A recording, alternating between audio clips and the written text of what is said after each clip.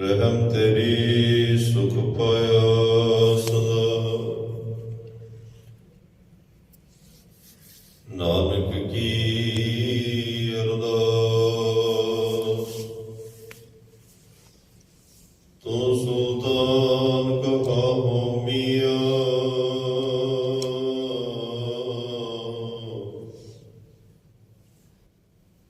ਤੇਰੀ ਕਵਨ ਵਡਾਈ। ਜੋ ਤੂੰ ਦੇ ਸੋ ਕਹਾ ਸੁਆਮੀ, ਮੈਂ ਮੂਰਖ ਕਹਿਣ ਨਾ ਜਾਏ।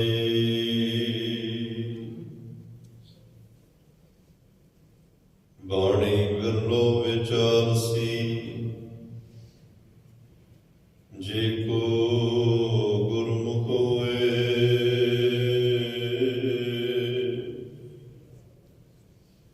ਇਹ ਬਾਣੀ ਮਹਾਂਪੁਰਖ ਕੀ,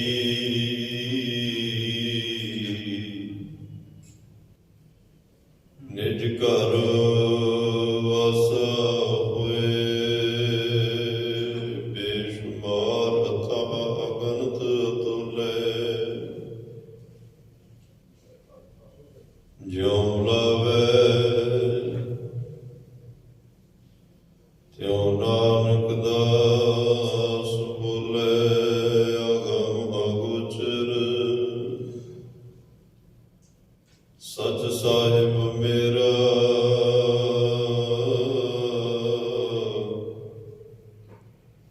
ਨਾਨਕ ਬੋਲੇ। ਬੁਲਾਇਆ ਤੇਰਾ ਅਗਮ ਅਗੋਚਰ, ਸਚ ਸਾਹਿਬ ਮੇਰਾ, ਨਾਨਕ ਬੋਲੇ। ਬੁਲਾਇਆ ਤੇਰਾ।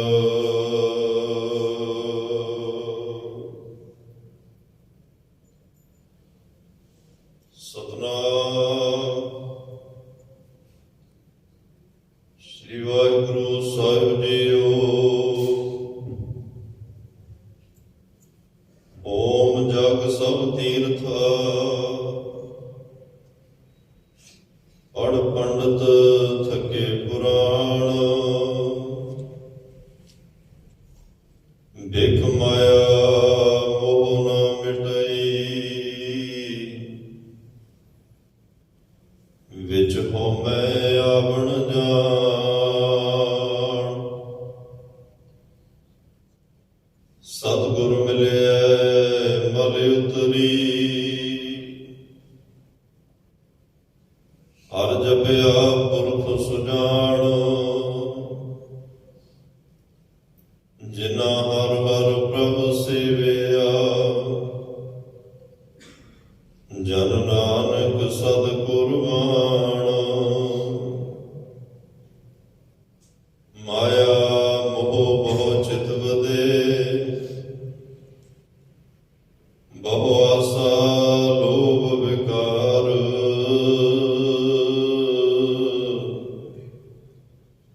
ਮਨ ਮੁਖ ਅਸਥਿਰ ਨਾ ਥੀਐ, ਮਰ ਬਿਨਸ ਜਾਏ ਖਿਨ ਵਾਰ।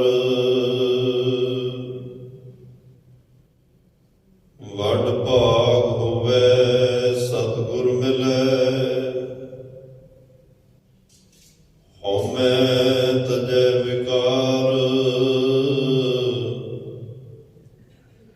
ਹਰ ਨਾਮਾ ਜਪ ਸੁਖ ਪਾਇਆ,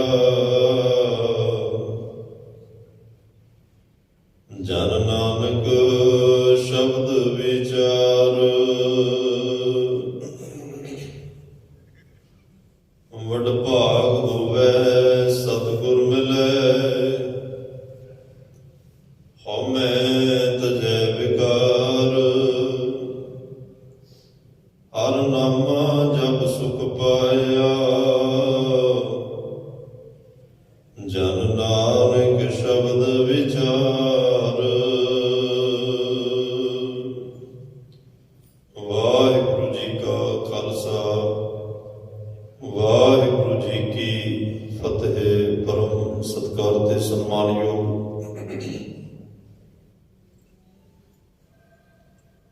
ਚਬਰ ਛਤਰ ਤਖਤ ਦੇ ਮਾਲਕ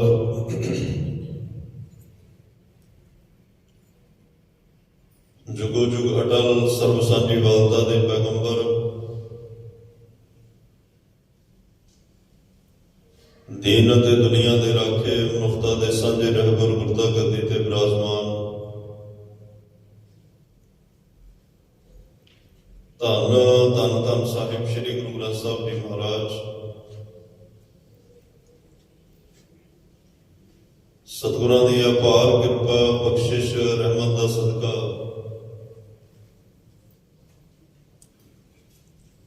ਆਪ ਸਰਬੱਤ ਮਾਈ ਭਾਈ ਗੁਰਸਿੱਖ ਸੰਗਤ ਗੁਰਦੁਆਰਾ ਸਿੰਘ ਸ਼ਹੀਦਾਂ ਵਿਖੇ ਅੰਮ੍ਰਿਤ ਵੇਲੇ ਦੇ ਦੀਵਾਨਾਂ 'ਚ ਹਾਜ਼ਰੀ ਭਰ ਕੇ ਆਪਣਾ ਜੀਵਨ ਸਫਲ ਕਰ ਰਹੇ ਹੋ, ਗੁਰੂ ਗੋਦੀ ਦਾ ਆਨੰਦ ਮਾਣ ਰਹੇ ਹੋ, ਵੱਡਿਆਂ ਭਾਗਾਂ ਵਾਲੇ ਹੋ। ਜਿੱਥੇ ਹਰ ਰੋਜ਼ ਸਾਨੂੰ ਸਤਿਗੁਰਾਂ ਦੇ ਚਰਨਾਂ 'ਚ ਬੈਠਣ ਦਾ ਸੁਭਾਗ ਸਮਾਂ ਪ੍ਰਾਪਤ ਹੁੰਦਾ ਹੈ, ਹਰ ਰੋਜ਼ ਅਸੀਂ ਹਰ ਕੀਆਂ ਕਥਾ ਕਹਾਣੀਆਂ ਗੁਰਮੀਤ ਸੁਣਾਈਆਂ, ਸਤਿਗੁਰਾਂ ਦੀ ਵਡਿਆਈ ਉਸਤਤ ਉਪਮਾ ਮਹਿਮਾ ਨੂੰ ਗਾਇਨ ਕਰਕੇ ਗੁਰਬਾਣੀ ਦੀ ਵਿਚਾਰ ਕਰਕੇ ਸਤਿਗੁਰਾਂ ਤੋਂ ਜੀਵਨ ਸਿੱਧ ਪ੍ਰਾਪਤ ਕਰਦੇ ਹਾਂ। ਉੱਥੇ ਅੱਜ ਧੰਨ ਧੰਨ ਧੰਨ ਸਾਹਿਬ ਸ੍ਰੀ ਗੁਰੂ ਹਰਿਰਾਏ ਸਾਹਿਬ ਸੱਚੇ ਪਾਤਸ਼ਾਹ ਜੀ ਦਾ ਪ੍ਰਕਾਸ਼ ਪੁਰਬ ਵੀ ਹੈ। ਸਮੁੱਚੇ ਸੰਸਾਰ ਦੇ ਅੰਦਰ ਸਿੱਖ ਕੌਮ ਬਹੁਤ ਹੀ ਸ਼ਰਧਾ ਭਾਵਨਾ ਦੇ ਨਾਲ ਸਤਿਗੁਰਾਂ ਦਾ ਪਾਵਨ ਪਵਿੱਤਰ ਪ੍ਰਕਾਸ਼ ਪੁਰਬ ਬੜੀ ਸ਼ਰਧਾ ਭਾਵਨਾ ਨਾਲ ਮਨਾ ਰਹੀ ਹੈ। ਆਪਾਂ ਧੰਨ ਸਾਹਿਬ ਸ੍ਰੀ ਗੁਰੂ ਹਰਿਰਾਏ ਸਾਹਿਬ ਪਾਤਸ਼ਾਹ ਦੇ ਚਰਨਾਂ ਨੂੰ ਵੀ ਪਰਸਣਾ ਹੈ। ਔਰ ਜਿਹੜੇ ਅੱਜ ਦੋ ਸ਼ਲੋਕ ਧੰਨ ਧੰਨ ਸਾਹਿਬ ਸ੍ਰੀ ਗੁਰੂ ਅਮਰਦਾਸ ਪਾਤਸ਼ਾਹ ਨੇ ਬਖਸ਼ਿਸ਼ ਕੀਤੇ ਨੇ, ਉਹਨਾਂ ਦੇ ਵਿਚਾਰ ਨਾਲ ਵੀ ਜੁੜਨਾ ਹੈ। ਪਹਿਲੇ ਸ਼ਲੋਕ ਦਾ ਤਤ ਭਾਵ ਹੈ ਕਿ ਮਾਇਆ ਦਾ ਮੋਹ ਇਤਨਾ ਪ੍ਰਬਲ ਹੈ, ਜਿਹੜਾ ਹੋਮ ਯੱਗ ਤੀਰਥਾਂ ਦੇ ਪਾਠ ਇਸ਼ਨਾਨ ਆਦਿਕ ਨਾਲ ਇਹਨਾਂ ਕੀਤੇ ਹੋਏ ਕਰਮਾਂ ਨਾਲ ਵੀ ਨਹੀਂ ਮਿਟ ਸਕਦਾ। ਮਾਇਆ ਮੋਹ ਕਰਕੇ ਹਰੇਕ ਜੀਵ ਨੂੰ ਹਉਮੈ ਚੰਬੜੀ ਹੋਈ ਹੈ, ਜੋ ਦੀਰਘ ਰੋਗ ਦੀ ਪ੍ਰਤੀਕ ਹੈ। ਆਵਾ ਪਾਉਣ ਦਾ ਮੂਲ ਵੀ ਹਉਮੈ ਹੈ।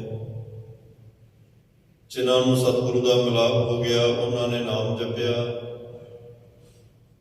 ਜਿਸ ਦੀ ਬਰਕਤ ਨਾਲ ਉਹਨਾਂ ਦੇ ਪਾਪਾਂ ਦੀ ਮੈਲ ਦੂਰ ਹੋ ਗਈ ਅਤੇ ਉਹ ਰੱਬੀ ਦਰਬਾਰ ਦੇ ਵਿੱਚ ਕਬੂਲ ਹੋ ਗਏ। ਦੂਸਰੇ ਸ਼ਲੋਕ ਦਾ ਤਤ ਭਾਵ ਹੈ ਕਿ ਜਿਹੜੇ ਆਪਣੇ ਮਨ ਦੇ ਪਿੱਛੇ ਚੱਲਣ ਵਾਲੇ, ਮਨ ਦੀ ਮੱਤ ਨੂੰ ਅੱਗੇ ਰੱਖ ਕੇ ਤੁਰਨ ਵਾਲੇ ਇਨਸਾਨ ਨੇ, ਉਹਨਾਂ ਦਾ ਚਿੱਤ ਜਿਹੜਾ ਉਹ ਸਥਿਰ ਨਹੀਂ ਹੁੰਦਾ, ਕਿਉਂਕਿ ਉਹ ਹਰ ਵੇਲੇ ਮਾਇਆ ਮੋਹ ਨੂੰ ਚਿਤਵਦਾ ਰਹਿੰਦਾ ਹੈ, ਵਿਕਾਰਾਂ ਨੂੰ ਚਿਤਵਦਾ ਰਹਿੰਦਾ ਹੈ, ਵਾਸ਼ਨਾਵਾਂ ਨੂੰ ਚਿਤਵਦਾ ਰਹਿੰਦਾ ਹੈ, ਜਿਸ ਕਾਰਨ ਉਹ ਜੰਮਦਾ ਮਰਦਾ ਹੈ। ਵੱਧ ਆਸੋਣੀ ਬਨ, ਆਸਾ ਮਨ ਵਿੱਚ, ਇੱਛਾ ਮਨ ਵਿੱਚ ਰਹਿ ਜਾਏ, ਉਹ ਸਾਡੇ ਅਗਲੇ ਜਨਮ ਦਾ ਕਾਰਨ ਬਣ ਜਾਂਦੀ ਹੈ। ਜਿਸ ਕਿਸੇ ਦਾ ਵੱਡਾ ਭਾਗ ਹੋਵੇ, ਉਸ ਨੂੰ ਸਤਿਗੁਰੂ ਦਾ ਮਿਲਾਪ ਨਸੀਬ ਹੁੰਦਾ ਹੈ। ਵਿਕਾਰਾਂ ਤੋਂ ਰਹਿਤ ਵਾਲਾ ਜੀਵਨ ਗੁਜ਼ਾਰਦਾ ਹੈ ਅਤੇ ਨਾਮ ਜਪ ਕੇ ਆਤਮਿਕ ਸੁਖ ਮਾਣਦਾ। ਇਹ ਦੋ ਸ਼ਲੋਕਾਂ ਦਾ ਤਤ ਭਾਵ ਹੈ। ਸਤਿਗੁਰੂ ਪਾਤਸ਼ਾਹ ਕਹਿੰਦੇ ਨੇ ਕਿ ਰਾਹ ਵਿੱਚੋਂ ਇੱਕ ਰਾਹ ਨਿਕਲਦਾ ਹੈ। ਜਿਹੜਾ ਕਦੇ ਕਿਸੇ ਰਸਤੇ ਤੇ ਨਹੀਂ ਤੁਰਿਆ, ਉਹ ਕਦੇ ਗੁਰਾਹੇ ਵੀ ਨਹੀਂ ਪੈਂਦਾ। ਜਿਹੜਾ ਘਰ ਹੀ ਬੈਠਾ, ਨਾ ਉਹ ਰਾਹ ਤੇ ਗਿਆ, ਨਾ ਗੁਰਾਹੇ ਪਿਆ। ਕੁਰਾਹੇ ਪੈ ਜਾਣਾ ਕੋਈ ਮਾੜਾ ਨਹੀਂ ਹੁੰਦਾ, ਕੋਈ ਵੀ ਪੈ ਸਕਦਾ। ਬਹੁਤ ਲੋਕ ਭਟਕ ਜਾਂਦੇ। ਕੁਰਾਹੇ ਪੈ ਕੇ ਕੁਰਾਹ ਦਾ ਪਤਾ ਵੀ ਲੱਗ ਜਾਵੇ, ਫਿਰ ਵੀ ਉਸ ਰਸਤੇ ਤੋਂ ਮੁੜਨ ਦੀ ਬਜਾਏ ਉਸੇ ਰਸਤੇ ਨੂੰ ਸਹੀ ਸਿੱਧ ਕਰਨ ਵਾਸਤੇ ਇਨਸਾਨ ਆਪਣੀ ਵਾਹ ਲਾਦਾ ਹੈ। ਇਸੇ ਨੂੰ ਕਰਮ ਕਾਂਡ ਕਹਿੰਦੇ। ਅੱਜ ਬਾਦਸ਼ਾਹ ਨੇ ਹੋਮ ਭਾਵ ਹਵਨ ਦਾ, ਯੱਗ ਦਾ, ਤੀਰਥ ਇਸ਼ਨਾਨ, ਕੁਝ ਕਰਮਾਂ ਦਾ ਜ਼ਿਕਰ ਕੀਤਾ ਹੈ ਜਿਹੜੇ ਨਾਮ ਤੋਂ ਬਿਨਾਂ ਕਰਮ ਕਾਂਡ ਮੰਨੇ ਜਾਂਦੇ ਅਤੇ ਕਰਮ ਕਾਂਡਾਂ 'ਚ ਆ ਜਾਂਦੇ, ਜਿਹਨੂੰ ਬਹੁਤਾਤ ਲੁਕਾਈ ਕਰ ਲਈ ਹੈ। ਬੰਦਾ ਰੱਬ ਦੇ ਮਿਲਾਪ ਦੇ ਰਸਤੇ ਤੇ ਤੁਰਦਾ ਹੋਇਆ ਗੁਰੂ ਦੀ ਬਖਸ਼ਿਸ਼ ਵਾਲੀ ਉਂਗਲ ਛੱਡ ਕੇ ਕੁਰਾਹੇ ਪੈ ਜਾਂਦਾ। ਇੱਛਾ ਇਹਦੀ ਮਾੜੀ ਨਹੀਂ ਹੁੰਦੀ, ਸੋਚ ਮਾੜੀ ਨਹੀਂ ਹੈ, ਭਾਵਨਾ ਮਾੜੀ ਨਹੀਂ ਹੈ, ਭਾਵਨਾ ਸਹੀ ਹੈ। ਕਈ ਵਾਰ ਰਸਤਾ ਬਦਲ ਜਾਂਦਾ। ਮੇਰੀ ਅੰਦਰੂਨੀ ਕਮਜ਼ੋਰੀ ਦਾ ਕਿਸੇ ਨੂੰ ਪਤਾ ਨਾ ਲੱਗ ਜਾਏ, ਇਹੋ ਜਿਹਾ ਕੁਝ ਵੀ ਮਨ ਵਿੱਚ ਆਉਂਦਾ, ਫਿਰ ਉਹ ਕਮਜ਼ੋਰੀਆਂ ਨੂੰ ਛੁਪਾਉਣ ਵਾਸਤੇ ਪਖੰਡ ਦਾ ਆਸਰਾ ਲੈ ਲੈਂਦਾ। ਪਖੰਡ ਵੀ ਪ੍ਰਮਾਤਮਾ ਨੂੰ ਨਹੀਂ ਭਾਉਂਦਾ। ਇਸ ਪਖੰਡ ਅਧੀਨ ਕੀਤੇ ਹੋਏ ਕਰਮ ਕਾਂਡ ਮਿਲਾਪ ਦੀ ਥਾਂ ਤੇ ਸਗੋਂ ਪ੍ਰਮਾਤਮਾ ਨਾਲ ਦੂਰੀ ਪੈਦਾ ਕਰ ਦਿੰਦੇ ਆ। ਇੱਥੇ ਆ ਕੇ ਇਨਸਾਨ ਇੱਕ ਵੱਡੀ ਬਰਬਾਦੀ ਦੇ ਰਸਤੇ ਤੇ ਤੁਰ ਪੈਂਦਾ। ਇੱਥੇ ਦਾ ਆਰਥਿਕ ਨੁਕਸਾਨ ਵੀ ਹੁੰਦਾ ਹੈ। ਜੀਵਨ ਦੇ ਬੇਸ਼ਕੀਮਤੀ, ਸਾਡੇ ਕੋਲੇ ਜੇ ਕੋਈ ਪੁੱਛੇ ਸਭ ਤੋਂ ਕੀਮਤੀ ਚੀਜ਼ ਪ੍ਰਮਾਤਮਾ ਨੇ ਕੀ ਦਿੱਤੀ ਹੈ, ਉਹ ਸਵਾਸ ਨੇ। ਵੈਸੇ ਤਾਂ ਸਰੀਰ ਦਾ 7.5 ਕਰੋੜ ਰੋਮ, ਇੱਕ ਰੋਮ ਬੇਸ਼ਕੀਮਤੀ ਹੈ। ਅਮਰੀਕਾ ਨੇ 100 ਅਰਬ ਡਾਲਰ ਇਸ ਸਰੀਰ ਦੀ ਕੀਮਤ ਤੈਅ ਕੀਤੀ ਹੈ। ਚਲੋ ਚਾਹੇ ਸਾਰੀ ਦੁਨੀਆ ਦਾ ਧਨੀ ਕੋਈ ਬੰਦਾ ਇਹਦੇ ਉੱਤੋਂ ਵਾਰ ਕੇ ਕਵੇ ਇਹਨੂੰ ਸਵਾਸ ਇਹਦੇ ਪੈ ਜਾਣ, ਜਾਂ ਜਿਹੜੇ ਨਾਲ ਅੰਗ ਪ੍ਰਮਾਤਮਾ ਨੇ ਦਿੱਤੇ ਕਿਸੇ ਦਾ ਨਕਾਰਾ ਹੋ ਜਾਏ, ਦੁਬਾਰਾ ਉਹ ਜਿਹਾ ਫਿਰ ਆ ਜਾਏ, ਨਹੀਂ ਹੁੰਦਾ। ਆਰਟੀਫਿਸ਼ਲ ਆਉਂਦੇ ਆ। ਚਲੋ ਉਹਨਾਂ ਨੇ ਪਤਾ ਨਹੀਂ ਕਿਸ ਤਰੀਕੇ ਨਾਲ ਇਹਦੀ ਕੀਮਤ ਤੈਅ ਕੀਤੀ ਹੈ, ਪਰ ਇਹ ਬੜਮੁੱਲਾ, ਬੇਸ਼ਕੀਮਤੀ, ਦੁਰਲੱਭ ਜਨਮ ਹੈ।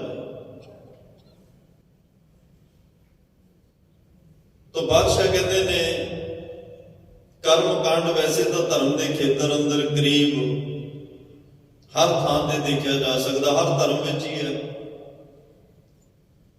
ਹਰੇਕ ਧਰਮ ਅੰਦਰ ਅਨੇਕਾਂ ਲੋਕੀ ਇਸ ਦੀ ਪਕੜ ਵਿੱਚ ਫਸੇ ਹੋਏ ਨੇ, ਪਰ ਫਿਰ ਵੀ ਸਨਾਤਨ ਧਰਮ ਇਸ ਦੇਸ਼ ਦਾ ਸਭ ਤੋਂ ਪੁਰਾਤਨ ਧਰਮ ਹੈ। ਤਾਂ ਉਸ ਧਰਮ ਦੇ ਅੰਦਰ ਉਹਨਾਂ ਦੇ ਧਾਰਮਿਕ ਆਗੂਆਂ ਤੋਂ, ਧਾਰਮਿਕ ਮੁਖੀਆਂ ਤੋਂ, ਧਰਮ ਦੇ ਪੁਜਾਰੀਆਂ ਤੋਂ ਇਹ ਸਾਰੀ ਕਿਰਿਆ ਚੱਲਦੀ ਹੈ। ਗੁਰ ਬ੍ਰਾਹਮਣ ਥੀਆ, ਜਦੋਂ ਉਹਨੇ ਸਿੱਖਿਆ ਦੇ ਕੇ ਕੰਨ ਵਿੱਚ ਕਹਿ ਹੀ ਦਿੱਤਾ ਵੀ ਤੇਰਾ ਗੁਰੂ ਮੈਂ, ਆਪ ਨੂੰ ਦੀ ਗੱਲ ਵੀ ਮੰਨਣਗੇ ਲੋਕ।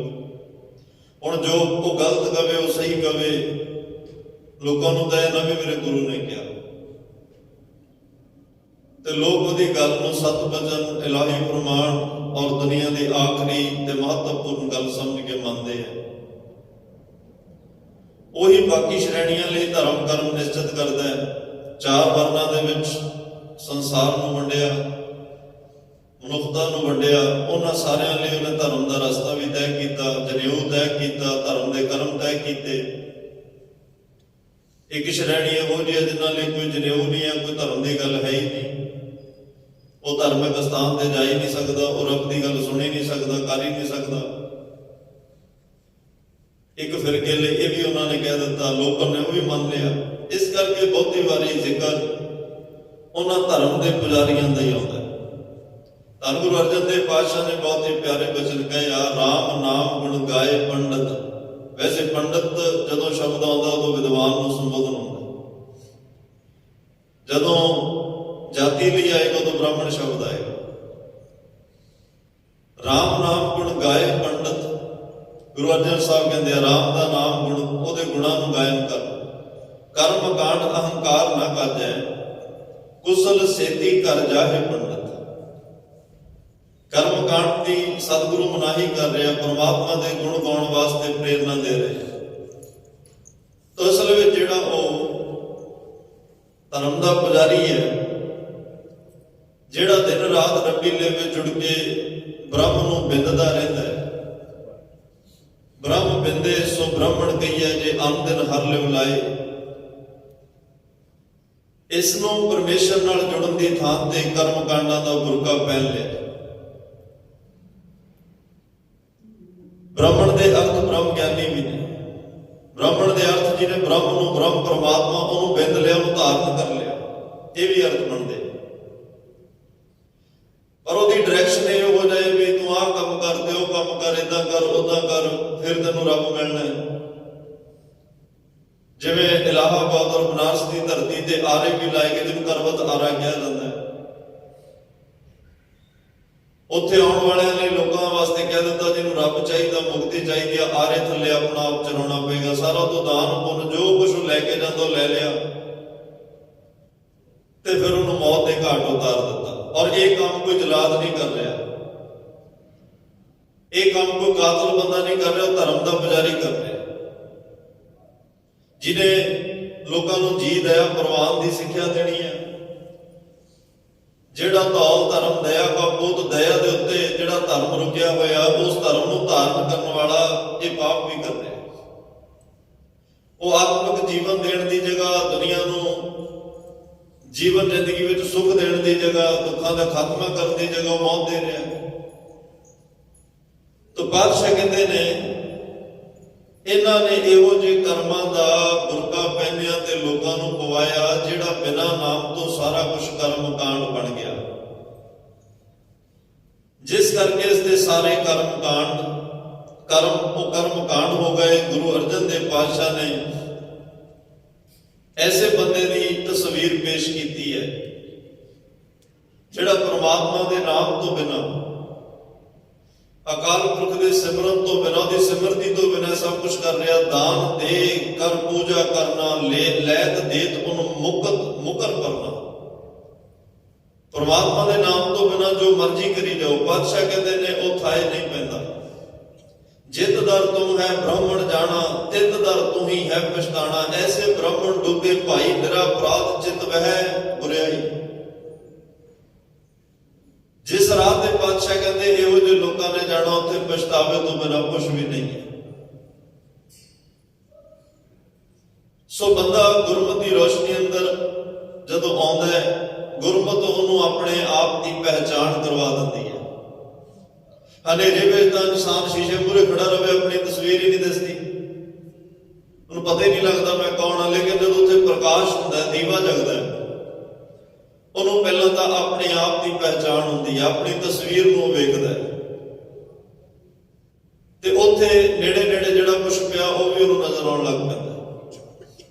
ਗੁਰਮਤਿ ਦੀ ਇਹ ਵਿਲੱਖਣਤਾ ਹੈ, ਸਤਿਗੁਰਾਂ ਦੇ ਸ਼ਬਦ ਦੀ ਇਹ ਵਿਲੱਖਣਤਾ ਹੈ। ਜਦੋਂ ਇਹ ਸ਼ਬਦ ਦਾ ਦੀਪਕ, ਗਿਆਨ ਦਾ ਦੀਵਾ ਅੰਦਰ ਜਗਦਾ ਹੈ, ਉਦੋਂ ਇਨਸਾਨ ਆਪਣੇ ਆਪ ਦੀ ਪਹਿਚਾਣ ਕਰ ਜਾਂਦਾ ਹੈ ਕਿ ਮੈਂ ਕੌਣ ਹਾਂ, ਮੈਂ ਕਿੱਥੋਂ ਆਇਆ, ਮੈਂ ਕੀ ਕਰਨਾ, ਮੈਂ ਕਿੱਥੇ ਜਾਣਾ। ਇਹ ਸਾਰੀਆਂ ਗੱਲਾਂ ਸਮਝ ਆ ਜਾਂਦੀਆਂ। ਫਿਰ ਉਹ ਆਪਣੀ ਜ਼ਿੰਦਗੀ ਦੀ ਜ਼ਿੰਮੇਵਾਰੀ, ਭਾਵ ਰੱਬ ਨਾਲ ਮਿਲਾਪ ਦੀ ਵਾਰੀ ਦੀ ਕਦਰ ਵੀ ਕਰਨ ਲੱਗ ਪੈਂਦਾ। ਜਦੋਂ ਉਹਨੂੰ ਸਮਝ ਹੀ ਆ ਗਿਆ, ਹੁਣ ਗੁਰਬਾਣੀ ਨੇ ਤਾਂ ਸਮਝਾ ਦਿੱਤਾ ਨਾ, ਗੋਬਿੰਦ ਮਿਲਣ ਕੀ ਇਹ ਤੇਰੀ ਬਰੀਆ, ਇਹ ਤੇਰੀ ਔਸਰ, ਇਹ ਤੇਰੀ ਬਾਤ। ਸਤਿਗੁਰਾਂ ਨੇ ਬਹੁਤ ਪਿਆਰ ਨਾਲ ਕਹਿ ਦਿੱਤਾ, ਜਾ ਕੋ ਆਏ ਸੋਈ ਬਿਹਾਜੋ, ਹਰ ਗੁਰ ਤੇ ਮਨੈ ਬਸੇਰਾ, ਮਨ ਗੁਰ ਮਿਲ ਕਾਜ ਸਵਾਰੇ। ਕਿੰਨੇ ਪਿਆਰੇ ਬਚਨ ਸਾਡੇ ਨਿਤਨੇਮ ਦੀ ਬਾਣੀ ਵਿੱਚ ਰੱਖੇ, ਜਿਹੜੇ ਬਹੁਤ ਹੀ ਇੱਕ ਇੱਕ ਅੱਖਰ ਗੁਰੂ ਗ੍ਰੰਥ ਸਾਹਿਬ ਦਾ ਬੇਸ਼ਕੀਮਤੀ ਹੈ। ਲੇਕਿਨ ਜਿਹੜਾ ਕੁਝ ਹਰ ਰੋਜ਼ ਸਾਡੀ ਜ਼ਿੰਦਗੀ ਦੇ ਵਰਤਾਰੇ 'ਚ ਵਰਤਦਾ ਹੈ, ਉਹ ਸਾਡੇ ਨਿਤਨੇਮ ਵਿੱਚ ਹੀ ਰੱਖ ਦਿੱਤਾ, ਤਾਂ ਕਿ ਤੈਨੂੰ ਹਰ ਵੇਲੇ ਹਰ ਪਲ ਇਹ ਗੱਲਾਂ ਯਾਦ ਰਹਿਣ। ਆਨੰਦ ਸਾਹਿਬ ਦੀ ਬਾਣੀ ਕਦੇ ਤੁਸੀਂ ਭਾਵਨਾ ਨਾਲ ਅਰਥਾਂ ਸਮੇਤ ਪੜੋ, 5 7 10 ਦਿਨ ਲੱਗ ਜਾਣ, ਕੋਈ ਗੱਲ ਨਹੀਂ ਹੈ। ਪਰ ਉਹਦੇ ਅਰਥ ਦਾ ਸਮਝਣ ਇੱਕ ਇੱਕ ਇੰਦਰੇ ਨੂੰ ਸੰਬੋਧਨ ਕੀਤਾ ਪਾਤਸ਼ਾਹ ਨੇ। ਇਹ ਸ਼ਰੀਰਾ ਮੇਰੇ ਇਸ ਜਗ ਮੈਂ ਆਗਿਆ ਕਿਆ ਤੁਧ ਕਰਮ ਕਮਾਇਆ, ਇਹ ਨੇਤਰੋ ਮੇਰਿਓ ਹਰ ਤੋਂ ਮੈਂ ਜੋ ਤਰੀ ਹਰ ਬਿਨ ਔਰ ਨਾ ਦੇਖੋ ਕੋਈ, ਇਹ ਰਸਨਾ ਤੂੰ ਅਨਰਸ ਰਾਜ ਰਹੀ ਤੇਰੀ ਪਿਆਸ ਨਾ ਜਾਏ, ਇਹ ਸ਼ਰਵਣੋ ਮੇਰਿਓ ਸਾਚਾ ਸੁਣਨਾ ਨੋ ਬਿਠਾਏ। ਉਹ ਨਿਤਨੇਮ ਵਿੱਚ ਰੱਖ ਦਿੱਤਾ ਤਾਂ ਕਿ ਤੈਨੂੰ ਤੇਰੇ ਕੰਨ ਕਾਦੇ ਲਈ ਨੇ, ਅੱਖਾਂ ਕਾਦੇ ਲਈ ਨੇ, ਰਸਨਾ ਕਾਦੇ ਲਈ ਆ, ਤੇਰਾ ਸਰੀਰ ਕਾਦੇ ਵਾਸਤੇ ਮਿਲਿਆ, ਤੈਨੂੰ ਉਹ ਯਾਦ ਆਉਂਦਾ ਰਵੇ, ਆਪਣੇ ਫਰਜ਼ ਤੋਂ ਨਾ ਭਟਕ ਰਹੇ। ਕੋਈ ਬਹੁਤੀ ਕੀਮਤੀ ਗੱਲ ਹੁੰਦੀ ਹੈ, ਮੈਸੇਜ ਹੁੰਦਾ, ਕੋਈ ਕੰਮ ਹੁੰਦਾ ਹੈ, ਆਪਾਂ ਜਾਂ ਲਿਖ ਕੇ ਦਿੰਦੇ ਹਾਂ। ਅੱਜ ਕੱਲ ਚਲੋ WhatsApp ਦਾ ਜ਼ਮਾਨਾ, ਆਪਾਂ ਕਹਿੰਦੇ ਮੈਸੇਜ ਕਰਦੇ ਮੈਨੂੰ ਯਾਦ ਰਹੇਗਾ, ਮੈਂ ਭੁੱਲ ਹੀ ਨਾ ਜਾਵਾਂ ਕਿਤੇ, ਕੋਈ ਕੰਮ ਬਹੁਤ ਜ਼ਰੂਰੀ ਹੈ ਤਾਂ ਅਸੀਂ ਵਾਰ-ਵਾਰ ਉਹਨੂੰ ਪਿੱਛੋਂ ਮੈਸੇਜ ਕਰਕੇ ਯਾਦ ਵੀ ਕਰਾਉਂਦੇ ਰਹਿੰਦੇ ਹਾਂ ਤਾਂ ਕਿ ਉਹਨੂੰ ਦੇਖਦਾ ਰਹੇ ਤੇ ਇਸ ਕੰਮ ਨੂੰ ਭੁੱਲ ਨਾ ਜਾਏ ਜਿਹੜੇ ਕੰਮ ਵਾਸਤੇ ਤੂੰ ਜਾ ਰਿਹਾ। ਅਸੀਂ ਦੁਨਿਆਵੀ ਕੰਮਾਂ ਵਾਸਤੇ ਅਲਾਰਮ ਲਾ ਕੇ ਸੌਂਦੇ ਹਾਂ ਕਿ ਅਸੀਂ ਸਵੇਰੇ ਉੱਠ ਕੇ ਆ ਕੰਮ ਕਰਨਾ ਹੈ, ਦੂਰ ਜਾਣਾ, ਨੇੜੇ ਜਾਣਾ, ਜ਼ਰੂਰੀ ਕੰਮ ਹੈ, ਕੋਈ ਕਿਸੇ ਨੂੰ ਜ਼ਰੂਰੀ ਟੈਲੀਫੋਨ ਕਰਨਾ, ਕੋਈ ਸੁਨੇਹਾ ਦੇਣਾ ਹੈ। ਬਾਦਸ਼ਾਹ ਕਹਿੰਦੇ ਕੁਦਰਤ ਨੇ, ਪਰਮਾਤਮਾ ਨੇ ਤੇਰੇ ਲਈ ਇੰਨਾ ਸੋਹਣਾ ਅਲਾਰਮ ਲਾਇਆ, ਤੇਰਾ ਅਲਾਰਮ ਤਾਂ ਤੇਰੀ ਮਰਜ਼ੀ ਦਾ ਹੋ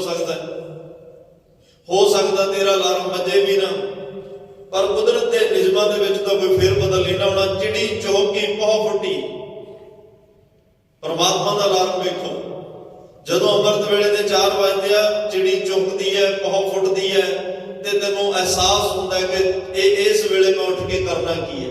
ਵਗਨ ਬਹੁਤ ਤਰੰਗ ਅਚਰਜ ਰੂਪ ਸੰਤਨ ਰਚੇ, ਨਾਨਕ ਨਾਮੈ ਰੰਗ ਚਿੜੀਆਂ ਦੀ ਚਹਿਚਹਾਟ, ਤੈਨੂੰ ਇਹ ਅਲਾਰਮ ਤੈਨੂੰ ਦੱਸ ਰਿਹਾ ਭਾਈ ਜਾਗ, ਅੰਮ੍ਰਿਤ ਵੇਲਾ ਹੋ ਚੁੱਕਿਆ, ਚੌਥੇ ਪੈਰ ਸੁਗਾ ਕੇ ਸੁੱਤਿਆਂ ਉਪਜੈ ਚਾਓ, ਤਿਨਾਂ ਦਰਿਆਵਾਂ ਸਿਓ ਦੋਸਤੀ ਮਨਮੁਖ ਸੱਚਾ।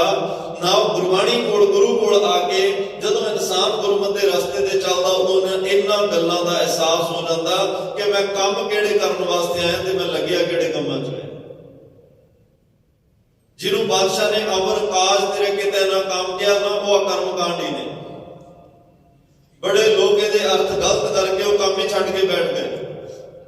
ਉਹ ਕਹਿੰਦੇ ਘਰ ਗ੍ਰਸਤੀ ਦਾ ਇਹ ਕੰਮ ਹੀ ਨਿਬੇੜੋ, ਕਿਉਂਕਿ ਗੁਰੂ ਕਹਿ ਰਿਹਾ ਕੰਮ ਦਾ ਕੰਮ ਕਿਸੇ ਕੰਮ ਆਉਣਾ ਹੀ ਨਹੀਂ ਹੈ। ਔਰ ਕਾਜ ਤਰੀਕੇ ਦਾ ਗੁਰੂ ਸਾਹਿਬ ਰੋਜ਼ ਕਹਿੰਦੇ ਵੀ ਇਹ ਕੰਮ ਕਿਸੇ ਕੰਮ ਨਹੀਂ ਆਉਣਾ, ਇਸ ਲਈ ਨਾ ਗ੍ਰਸਤੀ ਦੇ ਝੱਜੜਾਂ ਵਿੱਚ ਪੈਣਾ, ਨਾ ਕੋਈ ਹੋਰ, ਬਸ ਇੱਕੋ ਹੀ ਕੰਮ ਕਰੋ, ਸੇਵਾ ਕਰੋ, ਸਿਮਰਨ ਕਰੋ।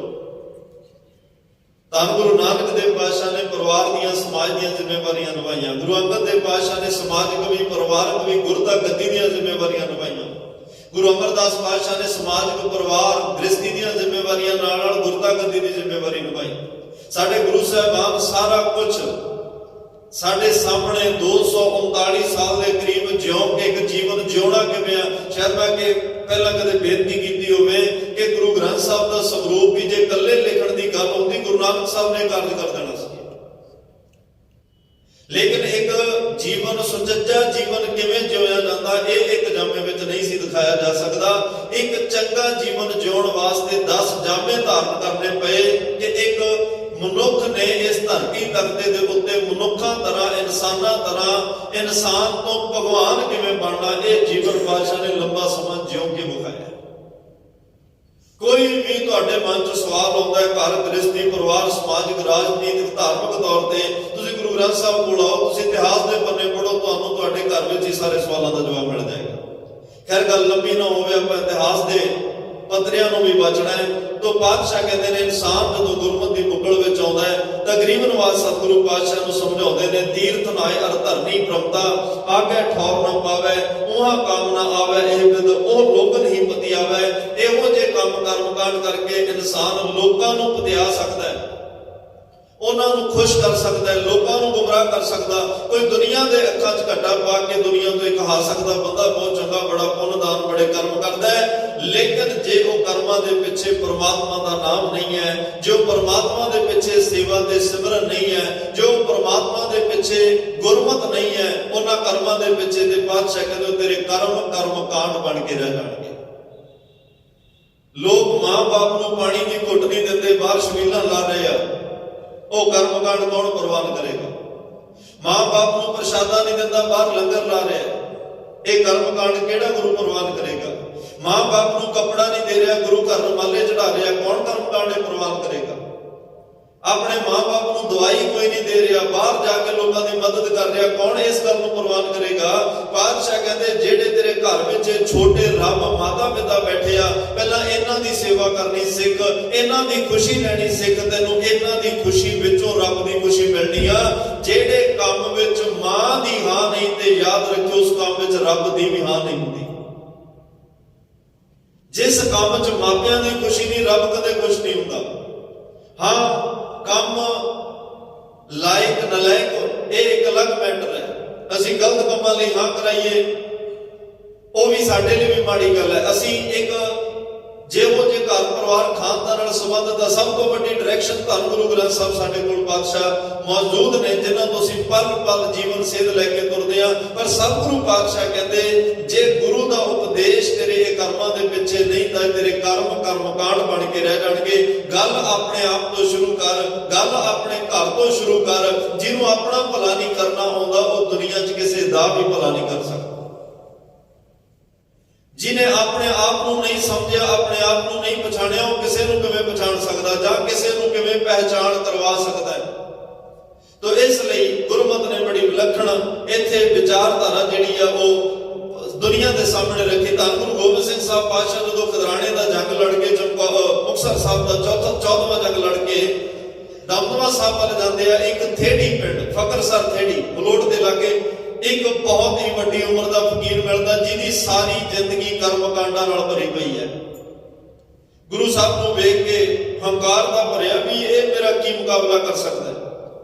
ਸਤਿਗੁਰੂ ਪਾਤਸ਼ਾਹ ਜਾਣੀ ਜਾਣ ਵੀ ਹੁਣ ਚਲੋ ਇਹਦਾ ਇਲਾਕੇ 'ਚ ਸਤਿਕਾਰ ਆ, ਜਦੋਂ ਸਾਰਿਆਂ ਦੇ ਸਾਹਮਣੇ ਕੋਈ ਗੱਲ ਕਹੀ ਦੀ ਬਦਨਾਮੀ ਮਾਰੇ, ਕਹਿੰਦੇ ਆਏ ਤੁਸੀਂ ਸਾਡੇ ਘਰ ਵਿੱਚ ਹਰ ਇੱਕ ਆਏ ਗਏ ਨੂੰ ਸਤਿਕਾਰ ਮਿਲਦਾ ਹੈ, ਤੁਸੀਂ ਆਪਣੇ ਡੇਰੇ ਵਿੱਚ ਰੁਕੋ, ਮੈਂ ਥੋੜੀ ਦੇਰ ਵਿੱਚ ਤੁਹਾਨੂੰ ਉੱਥੇ ਆ ਕੇ ਮਿਲਦਾ।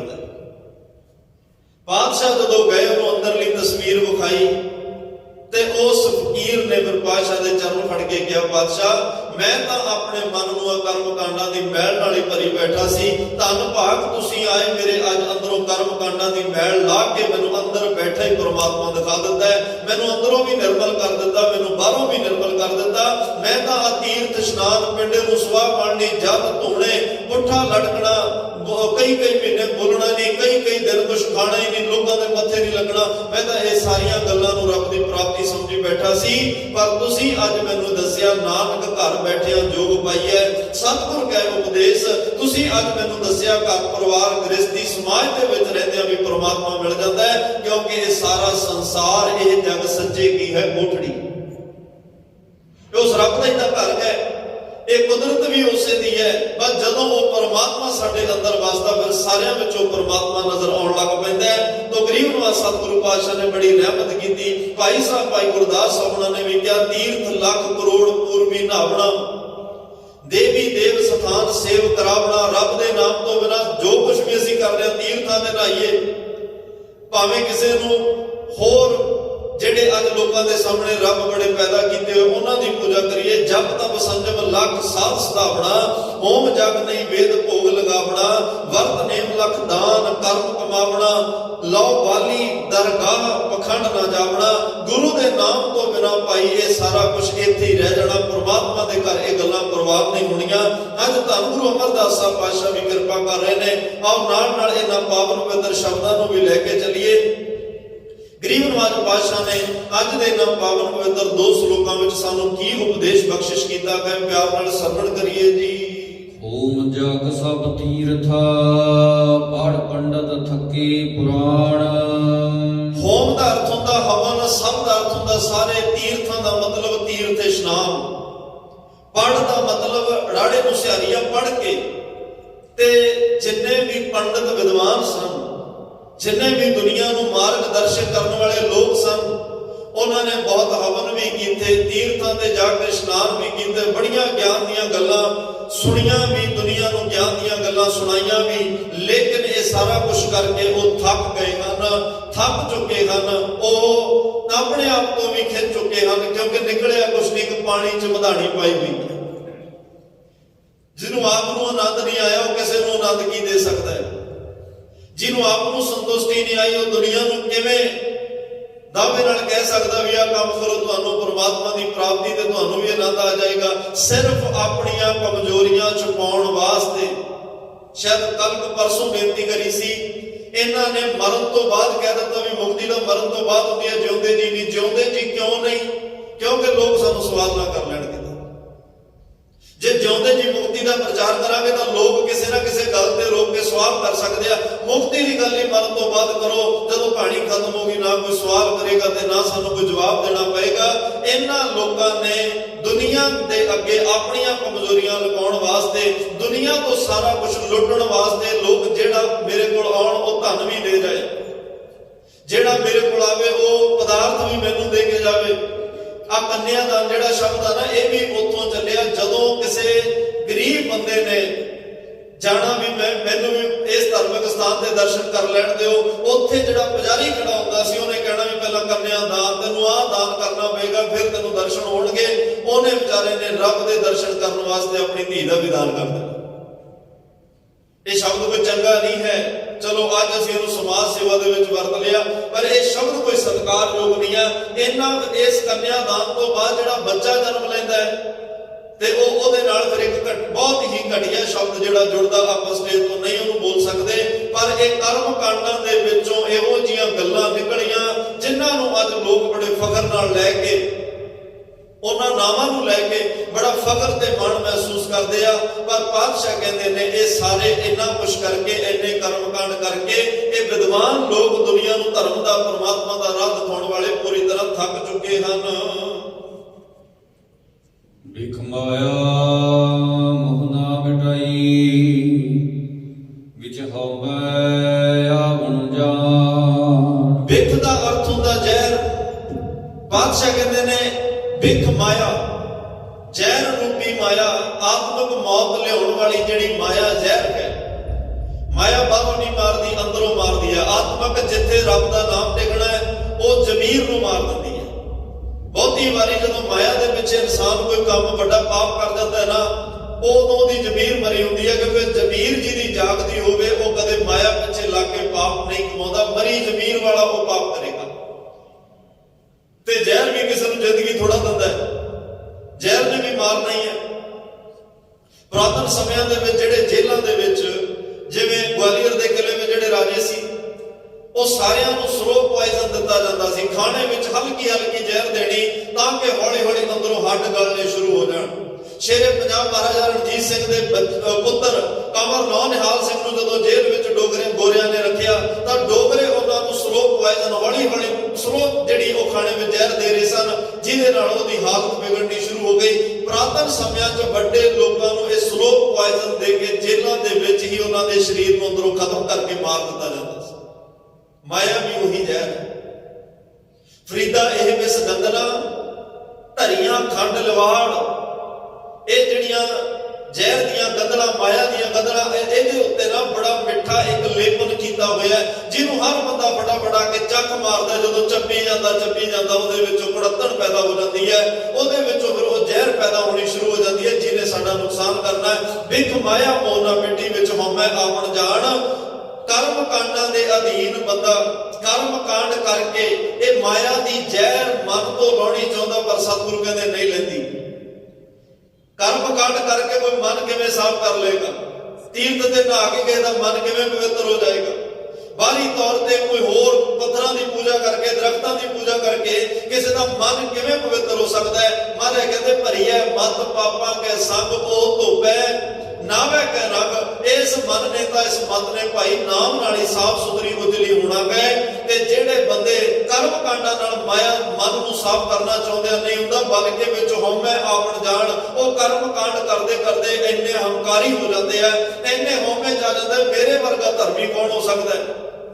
ਮੇਰੇ ਵਰਗਾ ਪੁੰਨੀ ਧਾਨੀ ਕੌਣ ਹੋ ਸਕਦਾ? ਮੇਰੇ ਜਿੰਨਾ ਕੋਈ ਧਰਮ ਦੇ ਨਾਂ ਤੇ ਪੁੰਨਦਾਨ ਕੌਣ ਕਰ ਸਕਦਾ? ਇਸ ਗੱਲ ਦਾ ਹੰਕਾਰ ਉਹਨਾਂ ਨੂੰ ਆਵਾ ਗੁਣ ਦੇ ਚੱਕਰ ਵਿੱਚ ਪਾ ਦਿੰਦਾ ਹੈ। ਸਤਿਗੁਰੂ ਮਿਲਿਆ ਮਨ ਉਤਰੀ, ਹਰ ਜਪਿਆ ਪੁਰਖ ਸੁਜਾਨ। ਤਾਂ ਪਾਤਸ਼ਾਹ ਕਹਿੰਦੇ ਜੇ ਗੁਰੂ ਮਿਲ ਪਏ ਤਾਂ ਗੁਰੂ ਦੀ ਸ਼ਰਨ ਪੈ ਕੇ ਜਿਸ ਮਨੁੱਖ ਨੇ ਅੰਤਰਜਾਮੀ ਅਕਾਲ ਪੁਰਖ ਦਾ ਨਾਮ ਜਪਿਆ, ਸੁਜਾਨ ਦਾ ਹੁੰਦਾ ਸਿਆਣਾ, ਦਾਨਾ ਆਲਮ ਫਾਜ਼ਲ, ਪਰਮਾਤਮਾ ਜਿੰਨਾ ਸਿਆਣਾ ਕੌਣ ਹੋ ਸਕਦਾ ਹੈ? ਉਹਦੇ ਜਿੰਨਾ ਦਾਨਾ, ਉਹਦੇ ਜਿੰਨਾ ਬੀਨਾ, ਉਹਦੇ ਜਿੰਨਾ ਸੁਜਾਨ ਕੌਣ ਹੋ ਸਕਦਾ ਹੈ? ਜਿਨ੍ਹਾਂ ਨੇ ਨਾਮ ਜਪਿਆ ਉਸ ਦੇ ਅੰਦਰੋਂ ਵਿਕਾਰਾਂ ਦੀ ਮੈਲ ਲੈ ਗਈ ਹੈ। ਹਰ ਹਰ ਪ੍ਰਭ ਸੇਵਿਆ, ਜਨ ਨਾਨਕ ਸਤ ਕੁਰਬਾਨ। ਬਾਦਸ਼ਾਹ ਕਹਿੰਦੇ ਧੰਨ ਗੁਰੂ ਨਾਨਕ ਸਾਹਿਬ ਉਹਨਾਂ ਤੋਂ ਸੱਦ ਕੇ ਕੁਰਬਾਨ ਬਲਿਹਾਰ ਨੇ ਵਾਰਨੇ ਜਾਂਦੇ ਨੇ, ਜਿਨ੍ਹਾਂ ਨੇ ਸਦਾ ਹੀ ਪ੍ਰਮਾਤਮਾ ਦੀ ਸੇਵਾ ਭਗਤੀ ਕੀਤੀ ਹੈ। ਮਾਇਆ ਮੋਹ ਬਹੁ ਚਿਤ ਵਦੇ, ਬਹੁ ਆਸਾ ਲੋਭ ਵਿਕਾਰ। ਚਿਤ ਵਦੇ ਦਾ ਅਰਥ ਹੁੰਦਾ ਚੇਤੇ ਕਰਨਾ, ਇਹ ਬਹੁ ਵਚਨ ਹੈ। ਜਿਹੜੇ ਬਹੁਤ ਜ਼ਿਆਦਾ ਉਹਨੂੰ ਚੇਤੇ ਕਰਦੇ, ਚੇਤੇ ਕਰਨ ਵਾਲਿਆਂ ਦੀ ਇੱਕ ਲੰਬੀ ਲਾਈਨ ਹੋਵੇ, ਇੱਕ ਵਚਨ ਨਹੀਂ। ਇੱਕ ਦਾ ਮਤਲਬ ਜਿੱਥੇ ਇੱਕੋ ਹੀ ਜਾਣਾ ਚੇਤੇ ਕਰ ਰਿਹਾ, ਲੇਕਿਨ ਇਹਦੇ ਬਹੁਤ ਜਾਣੇ ਚਿਤ ਵਰੇ ਨੇ, ਪਰ ਚਿਤ ਵੀ ਕੀ ਰਹੇ ਨੇ। ਬਾਦਸ਼ਾਹ ਕਹਿੰਦੇ ਜਿਹੜੇ ਮਨਮੁਖ ਲੋਕ ਹਨ, ਮਾਇਆ ਮੋਹ ਬਹੁਤ ਚਿਤ ਵਦੇ, ਬਹੁ ਆਸਾ ਲੋਭ ਵਿਕਾਰ। ਜਿਹੜੇ ਮਨਮੁਖ ਲੋਕ ਨੇ ਨਾ, ਉਹ ਵਿਕਾਰ ਨੂੰ ਚਿਤ ਵਰੇ ਨੇ, ਉਹ ਲੋਭ ਹੰਕਾਰ ਨੂੰ ਚਿਤ ਵਰੇ ਹਨ। ਉਹ ਇੰਨੀਆਂ ਆਸਾਂ ਮਨ ਵਿੱਚ ਇੱਛਾਵਾਂ ਪੈਦਾ ਕਰਕੇ ਉਹਨਾਂ ਇੱਛਾਵਾਂ ਦੀ ਪੂਰਤੀ ਨੂੰ ਚਿਤ ਵਰੇ ਨੇ, ਜਿਹੜੀਆਂ ਇੱਛਾਵਾਂ ਉਹਨਾਂ ਨੂੰ ਜਨਮ ਮਰਨ ਦੇ ਚੱਕਰ ਵਿੱਚੋਂ ਨਿਕਲ ਨਹੀਂ ਦੇ ਰਹੀਆਂ।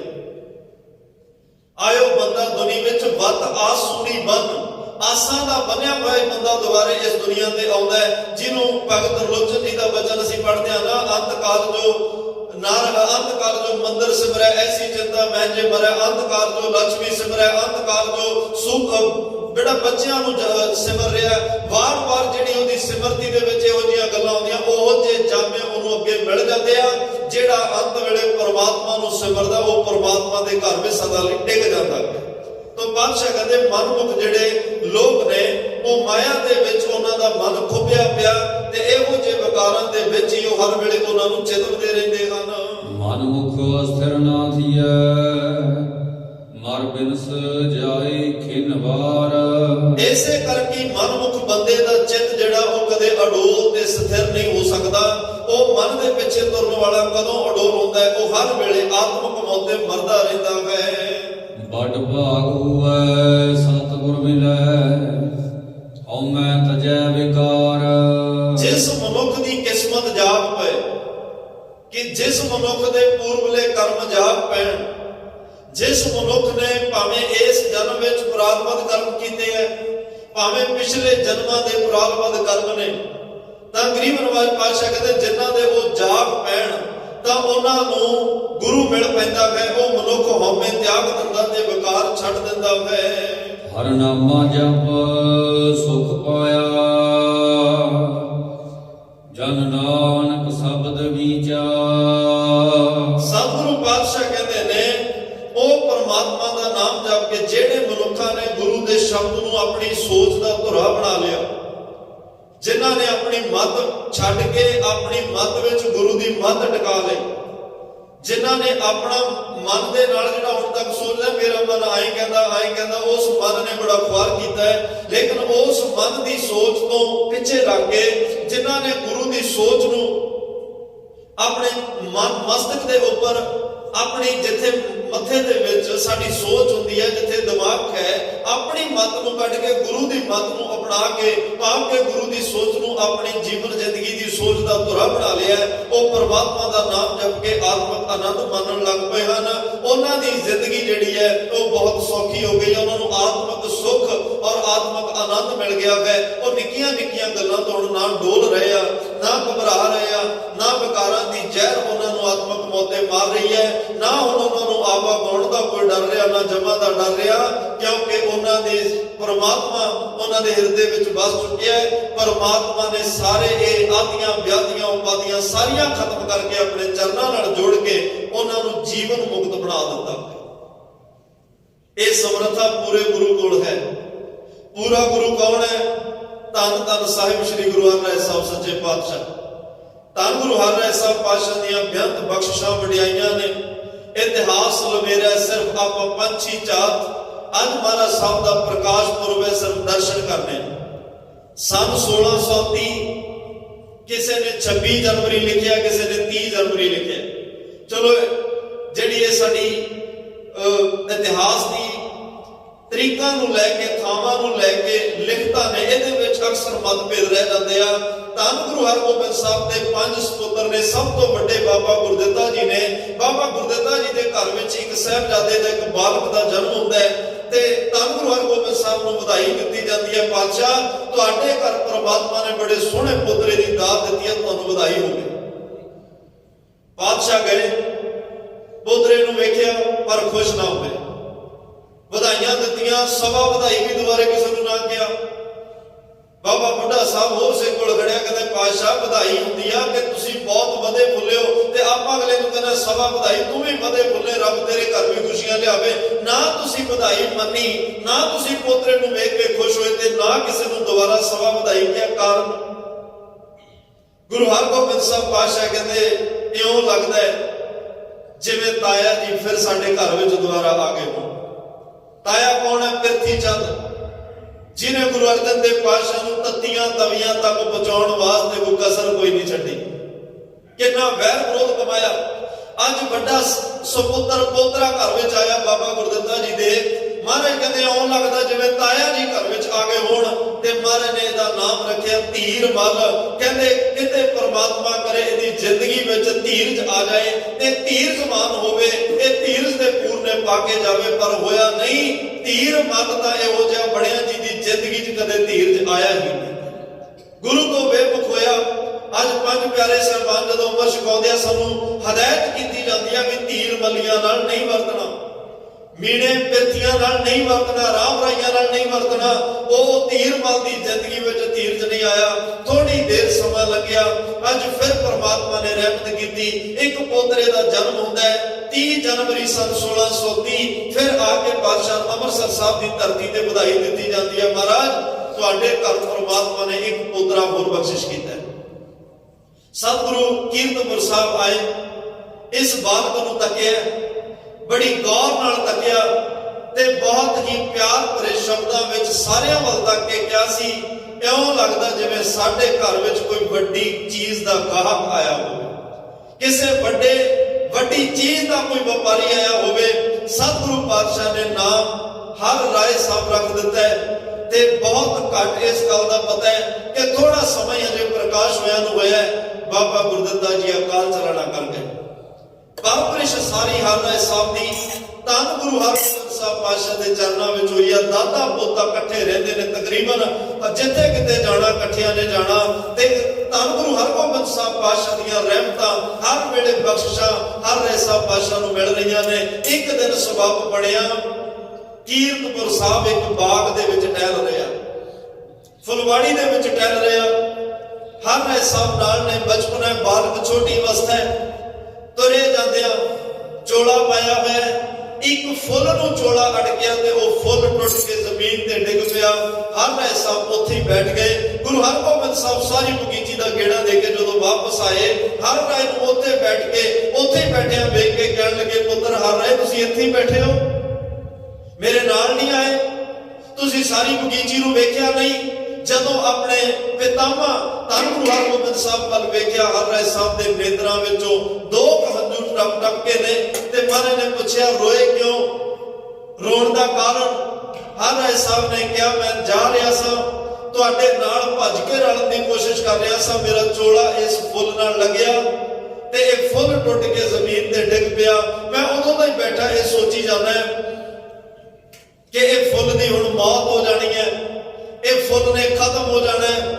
ਇਹਦਾ ਇੰਨਾ ਸੋਹਣਾ ਜੀਵਨ ਆਪਣੀ ਟਾਹਣੀ ਦੇ ਨਾਲ, ਦਰਖਤ ਦੇ ਨਾਲ ਲੱਗਿਆ, ਦੁਨੀਆ ਨੂੰ ਮਹਿਕਾ ਬਣ ਰਿਹਾ ਸੀ, ਲੇਕਿਨ ਮੇਰੀ ਨਿੱਕੀ ਜੀ ਕੁਤਾਹੀ, ਲਾਪਰਵਾਹੀ ਕਰਕੇ ਇਹਦੀ ਮੌਤ ਹੋ ਗਈ। ਪਾਤਸ਼ਾਹ ਗੁਰੂ ਹਰਗੋਬਿੰਦ ਸਾਹਿਬ ਨੇ ਵੀ ਕਿਹਾ, ਹਾਂ ਹਰ ਰਾਏ, ਇਹੀ ਤਾਂ ਮੈਂ ਸੋਚ ਰਿਹਾ ਵੀ ਤੇਰਾ ਇਸ ਫੁੱਲ ਨੇ ਕੀ ਵਿਗਾੜਿਆ ਸੀ, ਤੇਰਾ ਇਸ ਫੁੱਲ ਨੇ ਵਿਗਾੜਿਆ ਕੀ ਸੀ, ਤੂੰ ਇਹਨੂੰ ਮੌਤ ਦੇ ਘਾਟ ਉਤਾਰ ਦਿੱਤਾ ਹੈ। ਹਰ ਰਾਏ ਸਾਹਿਬ ਕਹਿਣ ਲੱਗੇ, ਪਾਤਸ਼ਾਹ ਚੋਲਾ ਮੇਰਾ ਕੰਡੇ ਦੇ ਵਿੱਚ ਅੜ ਗਿਆ, ਮੈਂ ਤਾਂ ਖਿੱਚ ਕੇ ਚੋਲਾ ਕੱਢਿਆ ਤੇ ਇਹ ਵੀ ਟੁੱਟ ਗਿਆ। ਪਾਤਸ਼ਾਹ ਕਹਿੰਦੇ, ਹਰ ਰਾਏ, ਇੱਕ ਗੱਲ ਯਾਦ ਰੱਖੀ, ਜੇ ਚੋਲੇ ਪਾਉਣ ਦਾ ਸ਼ੌਂਕ ਹੈ, ਕੱਲ ਤੂੰ ਗੁਰੂ ਨਾਨਕ ਦਾ ਚੋਲਾ ਪਾਉਣਾ ਹੈ, ਇਹਨਾਂ ਚੋਲਿਆਂ ਦੇ ਨਾਲ ਕੋਈ ਫੁੱਲ ਟੁੱਟਣਾ ਨਹੀਂ ਚਾਹੀਦਾ, ਬਲਕਿ ਟੁੱਟੇ ਹੋਏ ਜੁੜਨੇ ਚਾਹੀਦੇ। ਇਸ ਚੋਲੇ ਦੀ, ਇਸ ਬਾਣੇ ਦੀ ਕੀਮਤ ਬੜੀ ਭਾਰੀ ਹੈ, ਇਹਦੀ ਜ਼ਿੰਮੇਵਾਰੀ ਬਹੁਤ ਭਾਰੀ ਹੈ। ਚੋਲਾ ਪਾਉਣਾ, ਇਹਦਾ ਮਤਲਬ ਅੱਜ ਫੁੱਲ ਟੁੱਟ ਗਿਆ, ਚੋਲਾ ਪਾਉਣਾ ਨਹੀਂ ਛੱਡਣਾ। ਇਸ ਚੋਲੇ ਦੀ ਅਹਿਮੀਅਤ ਨੂੰ ਸਮਝਣਾ ਹੈ, ਇਹ ਸਾਨੂੰ ਪਵਾਇਆ ਕਿਉਂ ਹੈ ਤੇ ਬਾਣਾ ਸਾਨੂੰ ਪਵਾਇਆ ਕਿਉਂ ਹੈ। ਅੱਜ ਧੰਨ ਗੁਰੂ ਹਰਗੋਬਿੰਦ ਸਾਹਿਬ ਪਾਤਸ਼ਾਹ ਨੇ ਬਚਪਨ ਵਿੱਚ ਇੱਕ ਐਸਾ ਪੂਰਨਾ ਪਾਇਆ, ਸਾਡੀਆਂ ਉਮਰਾਂ ਲੰਘ ਗਈਆਂ, ਪਤਾ ਨਹੀਂ ਕਿੰਨੇ ਕੁ ਗੁਰਬਾਣੀ ਦੇ ਸ਼ਬਦ ਅਸੀਂ ਸੁਣੇ, ਕਿੰਨੇ ਅਸੀਂ ਹੁਕਮਨਾਮੇ ਸੁਣ ਲਏ। ਹਰ ਰੋਜ਼ ਗੁਰੂ ਦਾ ਹੁਕਮਨਾਮਾ ਸੁਣਦਿਆਂ, ਦਰਬਾਰ ਸਾਹਿਬ ਤੋਂ ਸੁਣਦਿਆਂ, ਜਿੱਥੋਂ ਜਿੱਥੋਂ ਲਾਈਵ ਚੱਲਦਾ ਅਸੀਂ ਉੱਥੋਂ ਹੁਕਮਨਾਮਾ ਸੁਣਦੇ ਹਾਂ। ਇਹਨਾਂ ਪਾਵਨ ਸਥਾਨਾਂ ਤੇ ਆ ਕੇ ਵੀ ਹੁਕਮਨਾਮਾ ਸੁਣਦੇ ਹਾਂ। ਹੁਕਮਨਾਮਾ ਸੁਣਨ ਦਾ ਮਤਲਬ ਹੁੰਦਾ ਜੋ ਗੁਰੂ ਨੇ ਹੁਕਮ ਦੇ ਦਿੱਤਾ ਉਹਨੂੰ ਮੰਨ ਲੈ, ਉਹਨੂੰ ਜ਼ਿੰਦਗੀ 'ਚ ਕਮਾ ਲੈ। ਪਰ ਹੁੰਦਾ ਨਹੀਂ। ਅਸੀਂ ਹੁਕਮਨਾਮੇ ਤਾਂ ਬਹੁਤ ਸੁਣ ਲਏ ਪਰ ਕਮਾਇਆ ਇੱਕ ਵੀ ਨਾ। ਧੰਨ ਗੁਰੂ ਹਰਿਰਾਏ ਸਾਹਿਬ ਪਾਤਸ਼ਾਹ ਜਿਨ੍ਹਾਂ ਨੂੰ ਇੱਕੋ ਹੀ ਹੁਕਮ ਕੀਤਾ ਸੀ, ਜੇ ਚੋਲਾ ਪਾਉਣ ਦਾ ਸ਼ੌਕ ਹੈ ਇਹਨੂੰ ਸੰਭਾਲ ਕੇ ਤੁਰਨਾ ਹੈ, ਦਾਮਨ ਨੂੰ ਸੰਕੋਚ ਕੇ ਚੱਲਣਾ ਹੈ। ਧੰਨ ਗੁਰੂ ਹਰਿਰਾਏ ਸਾਹਿਬ ਨੇ ਜਿੰਨਾ ਸਮਾਂ ਸਰੀਰ ਵਿੱਚ ਰਹੇ ਉਸ ਹੁਕਮ ਨੂੰ ਸਾਰੀ ਜ਼ਿੰਦਗੀ ਕਮਾਇਆ, ਸਾਰੀ ਜ਼ਿੰਦਗੀ ਉਸ ਹੁਕਮ ਨੂੰ ਮੰਨਿਆ। ਜਿੰਨਾ ਸਮਾਂ ਰਹੇ ਫਿਰ ਉਹ ਚੋਲੇ ਨੂੰ ਸੰਭਾਲ ਕੇ ਤੁਰੇ।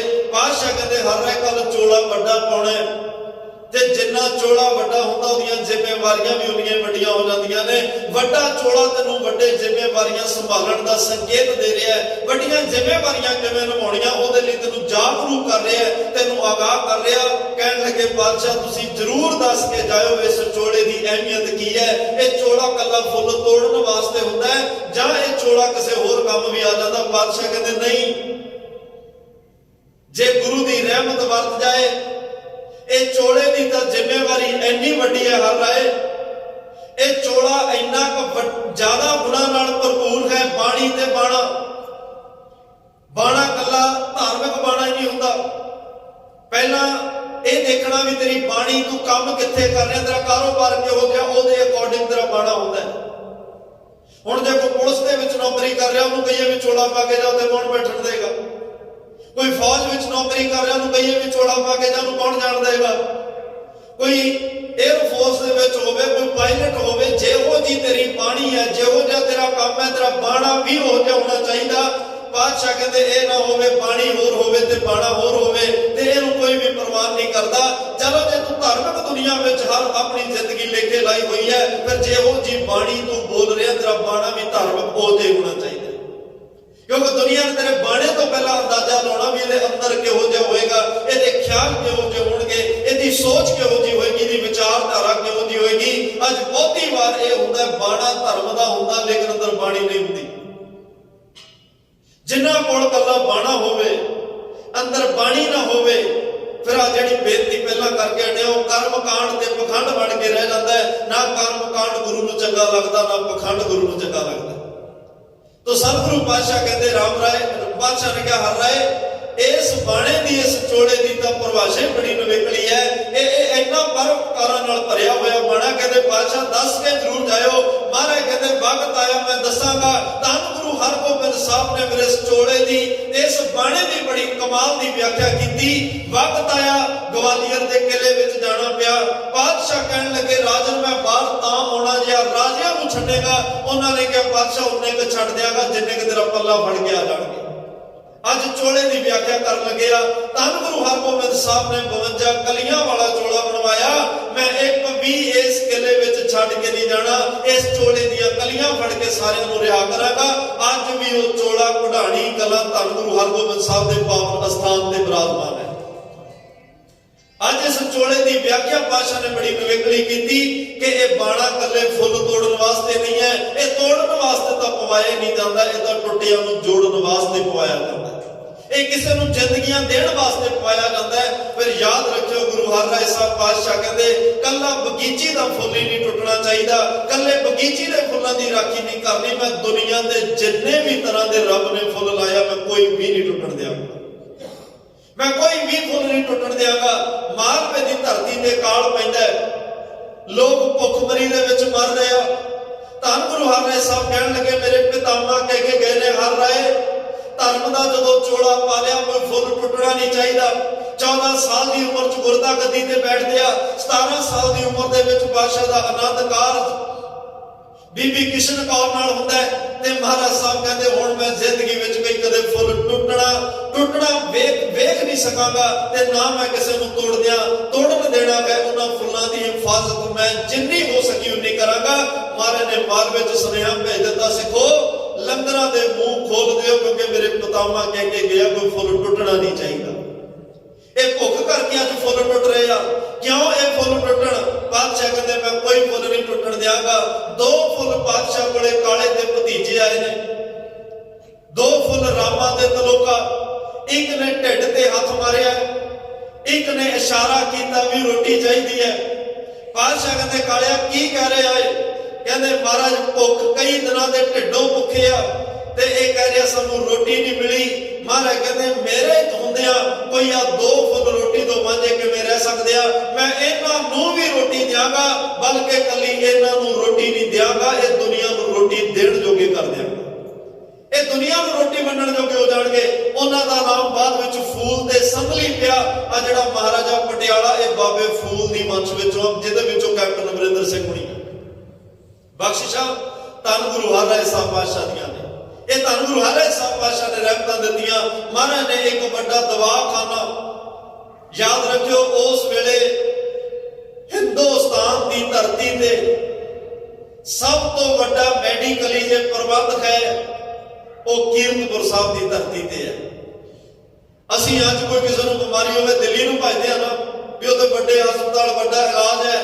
ਚੇਤੇ ਰੱਖਿਓ ਉਸ ਵੇਲੇ ਦਾ ਬਾਦਸ਼ਾਹ ਸ਼ਾਹਜਹਾਨ ਹੈ, ਉਹਦੇ ਪੁੱਤਰ ਦਾਰਾ ਸ਼ਿਕੋ ਨੂੰ ਇਹੋ ਜਿਹੀ ਬਿਮਾਰੀ, ਸ਼ੇਰ ਦੀ ਮੁੱਛ ਦਾ ਵਾਲ ਔਰੰਗਜ਼ੇਬ ਨੇ ਦਿੱਤਾ, ਅੰਦਰੋਂ ਖਤਮ ਹੋਣਾ ਸ਼ੁਰੂ ਹੋਇਆ, ਕਿਤੋਂ ਇਲਾਜ ਨਹੀਂ ਹੋ ਰਿਹਾ। ਵੈਦਾਂ ਨੇ ਕਿਹਾ ਜੀ ਇਹਦੀ ਦਵਾਈ ਕੇਵਲ ਕੀਰਤਪੁਰ ਸਾਹਿਬ ਤੋਂ ਮਿਲ ਸਕਦੀ ਆ, ਪਰ ਤੁਹਾਡੀਆਂ ਉਸ ਘਰਾਂ ਨਾਲ ਦੁਸ਼ਮਣੀਆਂ ਰਹੀਆਂ ਨੇ, ਤੁਸੀਂ ਕਿਵੇਂ ਉਹਦੇ ਤੋਂ ਮੰਗਾਓਗੇ?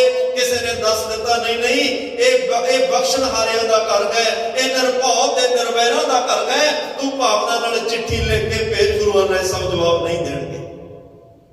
ਉਸ ਵੇਲੇ ਹਿੰਦੁਸਤਾਨ ਦੇ ਬਾਦਸ਼ਾਹ ਨੇ ਦਵਾਈ ਕੀਰਤਪੁਰ ਸਾਹਿਬ ਦੀ ਧਰਤੀ ਤੋਂ ਮੰਗਾਈ ਹੈ। ਜਿਹੜਾ ਦਿੱਲੀ ਵਿੱਚ ਰਹਿੰਦਾ ਹੈ, ਦਿੱਲੀ ਦੇ ਲੋਕ ਆ ਕੇ ਦਵਾਈਆਂ ਕੀਰਤਪੁਰ ਸਾਹਿਬ ਤੋਂ ਲੈਂਦੇ ਆ। ਕਿਤੇ ਅਸੀਂ ਦੁਨੀਆ ਜਿਹੜੇ ਹੋਰ ਅਸੀਂ ਪ੍ਰਸ਼ਾਦਿਆਂ ਦੇ ਲੰਗਰ ਲਾਉਂਦੇ ਆ, ਕਿਤੇ ਉਹਨਾਂ ਲੰਗਰਾਂ ਦੇ ਨਾਲ ਨਾਲ ਇਹੋ ਜਿਹੇ ਮੈਡੀਕਲੀ ਲੰਗਰ ਵੀ ਸਾਡੇ ਇੰਨੇ ਉੱਚੇ ਪੱਧਰ ਤੇ ਲੱਗ ਜਾਣ ਤਾਂ ਕਿ ਦੁਨੀਆ ਵਿੱਚੋਂ ਲੋਕ ਆ ਕੇ ਦਵਾਈਆਂ ਸਾਡੇ ਉਹਨਾਂ ਮੈਡੀਕਲਾਂ ਤੋਂ ਆ ਕੇ ਲੈਣ, ਸਾਡੇ ਗੁਰੂ ਘਰਾਂ ਵਿੱਚੋਂ ਆ ਕੇ ਦਵਾਈਆਂ ਲੈਣ।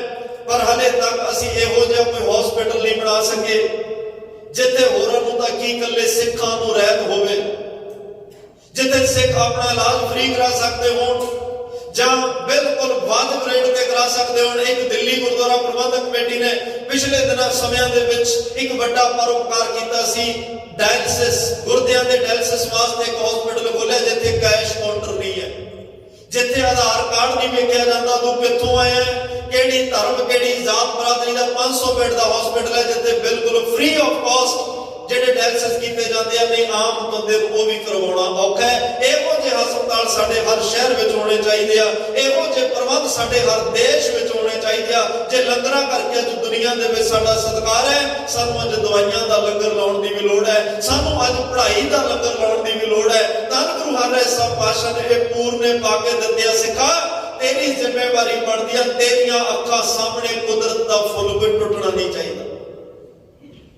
ਜਿੰਨੀ ਕੁ ਸਿੱਖਾਂ ਤੋਂ ਵਾਹ ਲੱਗਦੀ ਆ ਲਾਉਂਦੇ ਆ। ਕਰੋਨਾ ਦੇ ਵਿੱਚ ਜਾਨਾਂ ਹੂਲ ਕੇ ਬੜੇ ਫੁੱਲ ਟੁੱਟਣ ਤੋਂ ਬਚਾਇਆ, ਲੋਕਾਂ ਦੇ ਘਰਾਂ ਵਿੱਚ ਆਕਸੀਜਨਾਂ ਭੇਜੀਆਂ, ਬੜੇ ਫੁੱਲ ਟੁੱਟਣ ਤੋਂ ਬਚਾਇਆ। ਕਿਉਂ? ਕਿਉਂਕਿ ਗੁਰੂ ਹਰਿਰਾਏ ਸਾਹਿਬ ਪਾਤਸ਼ਾਹ ਪੂਰਨਾ ਪਾ ਕੇ ਗਿਆ, ਕੋਈ ਫੁੱਲ ਟੁੱਟਣਾ ਨਹੀਂ ਚਾਹੀਦਾ। ਤੇ ਧੰਨ ਗੁਰੂ ਹਰਿਰਾਏ ਸਾਹਿਬ ਪਾਤਸ਼ਾਹ 14 ਸਾਲ ਦੀ ਉਮਰ 'ਚ ਗੁਰਦਾ ਗੱਦੀ ਤੇ ਬੈਠਦੇ ਆ। ਸਾਰੀ ਉਮਰ ਤਕਰੀਬਨ 31 ਸਾਲਾਂ ਦੀ ਹੈ। 17 ਸਾਲ ਦਾ ਵਕਤ ਬਣਦਾ ਹੈ ਗੁਰਦਾ ਗੱਦੀ ਦਾ, ਜਿਹਦੇ ਵਿੱਚ ਪਾਤਸ਼ਾਹ ਦਾ ਪਰ ਉਪਕਾਰਾਂ ਦਾ ਇੱਕ ਵੱਡਾ ਇਤਿਹਾਸ ਦਾ ਜ਼ਿਕਰ ਹੈ। 12 ਬਖਸ਼ਿਸ਼ਾਂ ਨੇ ਗੁਰੂ ਘਰ ਦੇ ਵਿੱਚ, ਜਿਹੜੀਆਂ ਬਖਸ਼ਾਂ ਗੁਰੂ ਗੋਬਿੰਦ ਸਿੰਘ ਸਾਹਿਬ ਨੇ ਵੀ ਦਿੱਤੀਆਂ ਨੇ, ਗੁਰੂ ਹਰਿਰਾਏ ਸਾਹਿਬ ਨੇ ਵੀ ਦਿੱਤੀਆਂ ਨੇ। ਚੇਤੇ ਰੱਖਿਓ ਕੱਲੇ ਗੁਰੂ ਹਰਿਰਾਏ ਸਾਹਿਬ ਨੇ 10 ਬਖਸ਼ਾਂ ਆਪਣੇ ਸਿੱਖਾਂ ਨੂੰ ਦਿੱਤੀਆਂ ਨੇ। ਉਹਨਾਂ ਬਾਦਸ਼ਾਹ ਦੇ ਜੀਵਨ ਕਾਲ ਦੌਰਾਨ ਦੁਨੀਆ ਦੇ ਦੂਰ ਦੂਰ ਕੋਨੇ ਤੱਕ ਜਿੰਨਾ ਸਿੱਖੀ ਦਾ ਪ੍ਰਚਾਰ ਹੋਇਆ, ਜਿੰਨੇ ਧਾਰਮਿਕ ਸਥਾਨ ਬਣਿਆ, ਧਾਰਮਿਕ ਇਮਾਰਤਾਂ ਬਣੀਆਂ ਸਿੱਖ ਧਰਮ ਦੀਆਂ, ਉਹ ਗੁਰੂ ਹਰਿਰਾਏ ਪਾਤਸ਼ਾਹ ਦੇ ਜੀਵਨ ਕਾਲ ਵੇਲੇ ਬਣੀਆਂ ਨੇ। ਆ ਜਿਹੜੇ ਬਾਬਾ ਫੂਲ, ਬਾਬਾ ਗੋਇੰਦਾ, ਬਾਬਾ ਬਾਲੂ ਅਸਰਾ, ਇਹ 4 ਧੂਣੇ ਨੇ। ਇਹ 4 ਧੂਣੇ ਵੀ ਗੁਰੂ ਹਰਿਰਾਏ ਸਾਹਿਬ ਪਾਤਸ਼ਾਹ ਵੇਲੇ ਸਿੱਖੀ ਦੇ ਕੇਂਦਰ ਵਜੋਂ ਇਹ ਪ੍ਰਸਿੱਧ ਹੋਏ ਨੇ। ਕਿਉਂਕਿ ਬਾਬਾ ਗੁਰਦਿੱਤਾ ਜੀ ਨੂੰ ਧੰਨ ਗੁਰੂ ਹਰਗੋਬਿੰਦ ਸਾਹਿਬ ਨੇ ਬਾਬਾ ਸ਼੍ਰੀ ਚੰਦ ਜੀ ਨੂੰ ਦੇ ਦਿੱਤਾ। ਉਹ ਇੱਕ ਉਦਾਸੀਨ ਮਤ ਵੱਲ ਨੂੰ ਚੱਲ ਪਏ, ਜਿਹੜਾ ਇੱਕ ਨਿਰਮਲਾ ਭੇਖ ਹੈ। ਉਦਾਸੀਨ ਮਤ ਸਿੱਖੀ ਦਾ ਇੱਕ ਅਹਿਮ ਅੰਗ ਹੈ, ਜਿਹਦੇ ਵਿੱਚ ਬਾਬਾ ਗੁਰਦਿੱਤਾ ਜੀ ਦੀਆਂ ਬੜੀਆਂ ਵੱਡੀਆਂ ਸੇਵਾਵਾਂ ਨੇ। ਅੱਜ ਨਿਰਮਲੇ ਸਤਿਗੁਰ ਦਾਸ ਵਿੱਚ ਇਹ ਗੱਲ ਜ਼ਰੂਰ ਕਹਿੰਦੇ ਆ ਗਿਆ, ਬਾਬਾ ਗੁਰਦਿੱਤਾ ਦੀਨ ਦੁਨੀਆ ਦਾ ਟਿੱਕਾ ਜੋ ਵਰ ਮੰਗਿਆ ਸੋ ਵਰ ਦਿੱਤਾ। ਇਹ ਉਹੀ ਬਾਬਾ ਗੁਰਦਿੱਤਾ ਨੇ, ਧੰਨ ਗੁਰੂ ਹਰਿ ਸਾਹਿਬ ਪਾਤਸ਼ਾਹ ਦੇ ਪਿਤਾ ਨੇ। ਇਹ ਬੇਅੰਤ ਬਖਸ਼ਾਂ ਗੁਰੂ ਹਰਿ ਸਾਹਿਬ ਨੇ ਦਿੱਤੀਆਂ। ਕਿਤੇ ਕਾਬਲ ਕੰਧਾਰ ਦੇ ਵਿੱਚ ਭਾਈ ਗੋਂਦਾ ਜਪਜੀ ਸਾਹਿਬ ਦਾ ਪਾਠ ਕਰਦਾ ਤਾਂ ਧੰਨ ਗੁਰੂ ਹਰਿ ਸਾਹਿਬ ਦੇ ਚਰਨਾਂ ਨਾਲ ਜੁੜ ਗਿਆ। ਇੱਧਰ ਸਿੱਖ ਪ੍ਰਸ਼ਾਦਾ ਲਈ ਖੜੇ ਆ, ਹੁਣ ਉਹ ਚਰਨ ਛੱਡੇ ਦਾ ਪ੍ਰਸ਼ਾਦਾ ਛਕਣ। ਕਿੱਥੇ ਕਾਬਲ ਕੰਧਾਰ ਤੇ ਕਿੱਥੇ ਕੀਰਤਪੁਰ ਸਾਹਿਬ ਤੇ ਸ਼ਾਮਾਂ ਪੈ ਗਈਆਂ। ਜਿਵੇਂ ਸਮਾਧੀ ਤੋਂ ਬਾਹਰ ਆਏ ਪ੍ਰਸ਼ਾਦਾ ਛਕਿਆ। ਸਿੱਖਾਂ ਨੇ ਪੁੱਛਿਆ, ਮਹਾਰਾਜ ਅੱਜ ਇੰਨਾ ਲੰਬਾ ਸਮਾਂ, ਅੱਜ ਇੰਨਾ ਲੰਬਾ ਸਮਾਂ ਕਿਵੇਂ ਬੈਠੇ ਰਹੇ ਅਡੋਲ, ਤੁਸੀਂ ਨਾ ਉੱਠੇ ਨਾ ਤੁਰੇ? ਪਾਤਸ਼ਾਹ ਕਹਿੰਦੇ ਕਿਵੇਂ ਤੁਰਦਾ, ਮੇਰੇ ਚਰਨ ਮੇਰਾ ਪਿਆਰਾ ਸਿੱਖ ਭਾਈ ਗੋਂਦਾ ਫੜੀ ਬੈਠਾ ਸੀ, ਮੈਂ ਜਿੱਦੇ ਦਾ ਚੋਲਾ ਪਾਇਆ, ਇਹ ਬਾਣਾ ਪਾਇਆ, ਮੈਂ ਸੋਚਦਾ ਕੋਈ ਮੇਰੀ ਕਰਕੇ ਕਿਸੇ ਦਾ ਫੁੱਲ ਕੋਈ ਟੁੱਟ ਨਾ ਜਾਵੇ। ਜੇ ਉਹ ਚਰਨ ਛੱਡਦਾ ਤਾਂ ਮੈਂ ਤੁਰਦਾ, ਉਹਨੇ ਚਰਨ ਇੰਨੀ ਘੁੱਟ ਕੇ ਫੜੇ, ਮੇਰਾ ਉੱਠਣ ਨੂੰ ਜੀ ਨਹੀਂ ਕੀਤਾ। ਕਿਤੇ ਅੱਜ ਉਸ ਭਾਵਨਾ ਨਾਲ ਆਪਾਂ ਵੀ ਜਪਜੀ ਸਾਹਿਬ ਦਾ ਪਾਠ ਕਰਕੇ ਵੇਖ ਲਈਏ, ਆਪਾਂ ਵੀ ਉਸ ਭਾਵਨਾ ਨਾਲ ਕਿਤੇ ਗੁਰੂ ਹਰਿ ਸਾਹਿਬ ਦੇ ਚਰਨ ਫੜ ਕੇ ਵੇਖ ਲਈਏ ਤੇ ਸਤਿਗੁਰੂ ਅੱਜ ਵੀ ਉਹਨਾਂ ਫੁੱਲਾਂ ਦੀ ਹਿਫਾਜ਼ਤ ਕਰਦੇ ਨੇ ਤੇ ਕਰਦੇ ਰਹਿਣਗੇ। ਮਹਾਰਾਜ ਕਦੇ ਵੀ ਕਿਸੇ ਸਿੱਖ ਨੂੰ ਨਿਰਾਸ਼ ਨਹੀਂ ਕਰਦੇ। ਬਾਣੀ ਦਾ ਆਤਮ ਸਤਿਕਾਰ ਕਰਨਾ ਗੁਰੂ ਹਰਿ ਸਾਹਿਬ ਨੇ ਸਿਖਾਇਆ ਤੇ ਬਾਣੀ ਅਸਰ ਕਿਵੇਂ ਕਰਦੀ ਹੈ ਇਹ ਵੀ ਧੰਨ ਗੁਰੂ ਹਰਿ ਸਾਹਿਬ ਪਾਤਸ਼ਾਹ ਨੇ ਦੱਸਿਆ। ਅੱਜ ਉਸ ਨਿਰਭਉ ਤੇ ਨਿਰਵੈਰ ਸਤਿਗੁਰੂ ਗੁਰੂ ਹਰਿ ਸਾਹਿਬ ਦਾ ਪ੍ਰਕਾਸ਼ ਪੁਰਬ ਹੈ, ਜਿਹਨੇ 2200 ਸਵਾਰ 2200 ਘੋੜ ਸਵਾਰ ਫੌਜਾਂ ਨਾਲ ਰੱਖੀਆਂ, ਪਰ ਜੰਗ ਇੱਕ ਵੀ ਨਹੀਂ ਕੀਤਾ। ਪੈ ਕਾਹੂ ਕੋ ਦੇਤ ਨਹਿ ਨਹਿ ਪੈ ਮਾਨ ਖਾਨ, ਮੀਰੀ ਤੇ ਪੀਰੀ ਦਾ ਸਿਧਾਂਤ ਹਮੇਸ਼ਾ ਉਹਨੂੰ ਕਹਿੰਦੇ ਨੇ ਭਗਤੀ ਨੂੰ ਅੱਗੇ ਰੱਖਿਆ, ਸ਼ਕਤੀ ਨੂੰ ਪਿੱਛੇ ਰੱਖਿਆ। ਨਹੀਂ ਇੱਥੇ ਦੁਨੀਆ ਤੇ ਜਿਹੜਾ ਸ਼ਕਤੀਮਾਨ ਹੋਵੇ ਉਹ ਕਠੋਰ ਹੋ ਜਾਂਦਾ ਹੈ, ਕਠੋਰ ਇੰਨਾ ਹੋ ਜਾਂਦਾ, ਕਠੋਰ ਚੀਜ਼ ਹਰ ਇੱਕ ਨੂੰ ਤੋੜ ਕੇ ਰੱਖ ਦਿੰਦੀ ਹੈ। ਇੱਥੇ ਬਾਦਸ਼ਾਹ ਆਏ, ਉਹਨਾਂ ਨੇ ਤੋੜਿਆ, ਉਹਨਾਂ ਨੇ ਮਾਰਿਆ, ਸਰਮਦ ਫਕੀਰ ਵਰਗਿਆਂ ਨੂੰ ਕਤਲ ਕੀਤਾ, ਗੁਰੂ ਤੇਗ ਬਹਾਦਰ ਸਾਹਿਬ ਵਰਗਿਆਂ ਨੂੰ ਕਤਲ ਕੀਤਾ। ਇੱਥੇ ਸ਼ਕਤੀਮਾਨ ਬੰਦਾ ਕਠੋਰ ਹੋ ਜਾਂਦਾ, ਗੁਰੂ ਅਰਜਨ ਸਾਹਿਬ ਪਾਤਸ਼ਾਹ ਨੂੰ ਉਹਨਾਂ ਨੇ ਮੌਤ ਦੇ ਘਾਟ ਉਤਾਰਿਆ। ਸ਼ਕਤੀਮਾਨ ਬੰਦਾ ਇੰਨਾ ਕਠੋਰ। ਇੱਥੇ ਧਰਮ ਦੇ ਲੋਕ ਵੀ ਇੰਨੇ ਕਠੋਰ ਹੋ ਚੁੱਕੇ ਸਨ, ਜਿਨ੍ਹਾਂ ਦੁਨੀਆ ਨੂੰ ਧਰਮ ਦੀਆਂ ਜ਼ਿੰਦਗੀਆਂ ਦੇਣੀਆਂ ਉਹ ਆਰਿਆਂ ਥੱਲੇ ਖੜਾ ਕੇ ਚੀਰ ਰਹੇ ਹਨ। ਕੋਈ ਭਗਤ ਕਬੀਰ ਸਾਹਿਬ ਨੂੰ ਬੰਨ ਕੇ ਹਾਥੀ ਦੇ ਮੂਹਰੇ ਸਿੱਟ ਰਿਹਾ, ਇੰਨੇ ਕਠੋਰ ਹੋ ਚੁੱਕੇ ਹੈ। ਮਹਾਤਮਾ ਬੁੱਧ ਦੋਵੇਂ ਚਚੇਰੇ ਭਰਾ ਨੇ,